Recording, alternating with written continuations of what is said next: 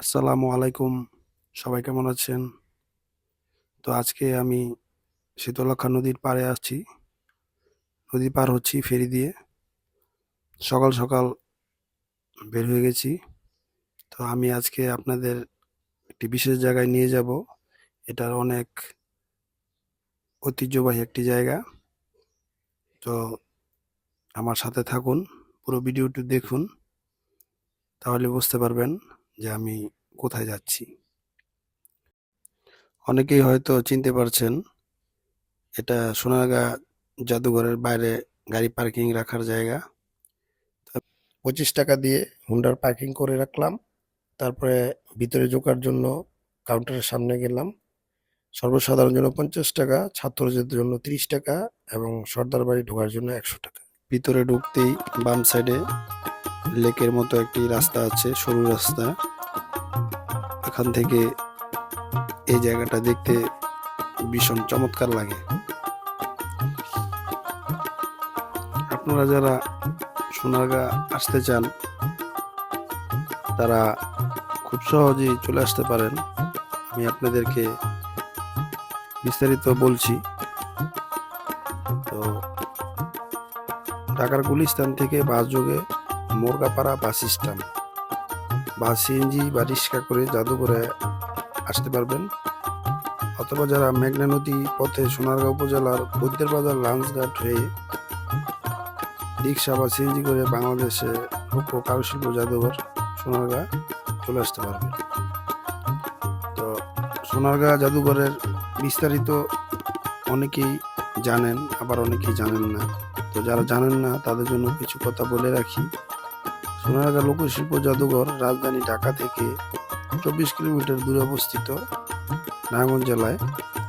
বাংলাদেশের লোকশিল্পের সংরক্ষণ, বিকাশ ও সর্বসাধারণের মধ্যে লোকশিল্পের গৌরবময় দিক তুলে ধরার জন্য 1975 সালে শিল্পাচার্য জয়নুল আবেদিনের উদ্যোগে বাংলাদেশ সরকার বিশাল এলাকা নিয়ে এই জাদুঘর প্রতিষ্ঠা করেন। সোনারগাঁয় বড় সর্দার বাড়ি নামে পরিচিত একটি প্রাচীন জমিদার প্রাসাদে এই জাদুঘর স্থাপন করা হয়েছে। এখানে আরও রয়েছে একটি সমৃদ্ধ গ্রন্থাগার, কারুপল্লী ও একটি বিশাল লেক।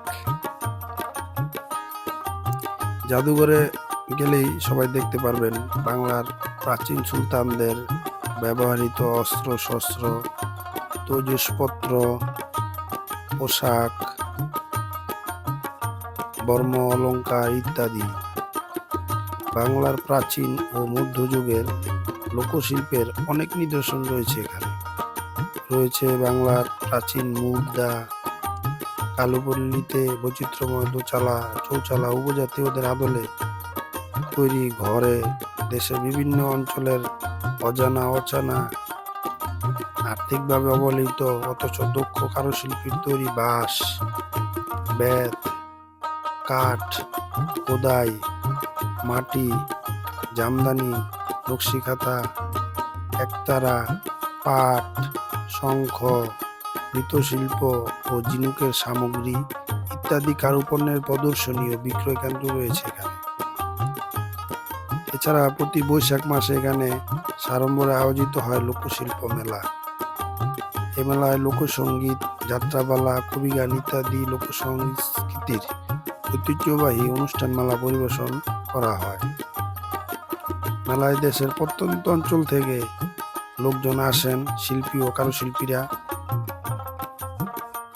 মাটি, শোলা, বাঁশ, বেত, কাপড় সহ বিভিন্ন হস্তশিল্পজাত সামগ্রী বিক্রি হয় এ মেলায়। জাদুঘরের ভিতরে গ্রন্থাগারের ব্যবস্থাও করা হয়েছে। এখানে বিভিন্ন মনীষী এবং বড় বড় লেখকদের বই পাওয়া যায়। লেকগুলো ঘোরার জন্য নৌকার ব্যবস্থা আছে, যে কেউ চাইলে নৌকা দিয়ে ঘুরতে পারবেন। আর সোনারগাঁ জাদুঘর ব্লগটি আজকে প্রথম পর্ব। দ্বিতীয় পর্ব দেখার জন্য আমার পেজের সাথেই থাকুন। আশা করি এর চেয়েও ভালো কিছু দেখতে পাবেন।